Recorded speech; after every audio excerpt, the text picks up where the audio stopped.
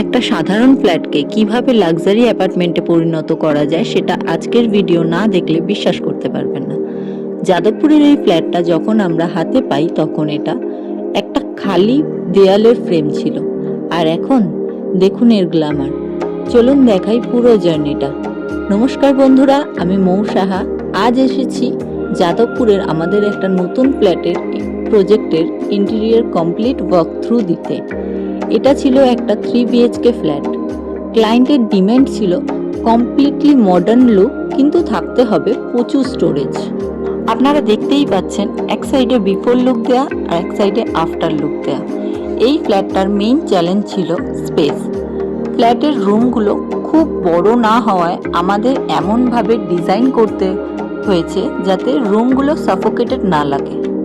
Dining এরিয়াটা একটু চাপা ছিল, তাই আমরা এখানে লাইট কালার ইউজ করেছি।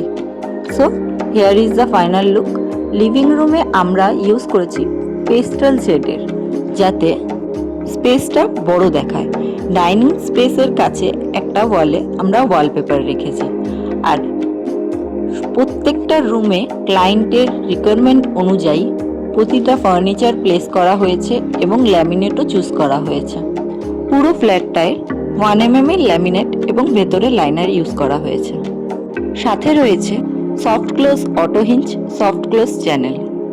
কিচেনটা দেখুন, কিচেনের সামনে একটা ছোট্ট ককারি ইউনিট দেওয়া হয়েছে। এখন এটা একদম মডার্ন এবং ফাংশনেবল। প্রতিটা বেডরুমেই আমরা ক্লায়েন্টের টেস্ট অনুযায়ী আলাদা আলাদা কালার প্যালেট ইউজ করেছি। যাদবপুরের এই ফ্ল্যাটের ইন্টেরিয়রটা আপনাদের কেমন লাগলো সেটা কমেন্টে জানাতে অবশ্যই ভুলবেন না। আর ভালো লাগলে সাবস্ক্রাইব করবেন, শেয়ার করবেন বন্ধুদের সাথে। যদি আপনারও নতুন ফ্ল্যাটের ইন্টেরিয়র করার প্ল্যান থাকে বা রিনোভেট করতে চান, নিচে দেওয়া নাম্বারে আমাদের সাথে কন্ট্যাক্ট করতে পারেন। কমেন্টে জানান কোন ডিজাইনটা আপনার সবচেয়ে ভালো লেগেছে। ফ্ল্যাটের ইন্টেরিয়রের মানেই হলো প্রতিটা ইঞ্চের সঠিক ব্যবহার। এখানে দেখুন আমরা প্রতিটা স্পেসকে কিভাবে ইউটিলাইজ করেছি। অনেকেই আমাদের জিজ্ঞেস করেন, দিদি ছোট রুমের ওয়ার্ড্রপ করলে কি রুম আরও ছোট হয়ে যাবে? আমার উত্তর হবে, যদি আপনি লাইট কালার্স এর সঠিক প্লেসমেন্ট করেন তবে হবে না। আমরা RM ইন্টেরিয়র কখনোই কোয়ালিটিতে কম্প্রোমাইজ করি না। এখানে আমরা সফট ক্লোজ হিঞ্জ ব্যবহার করেছি।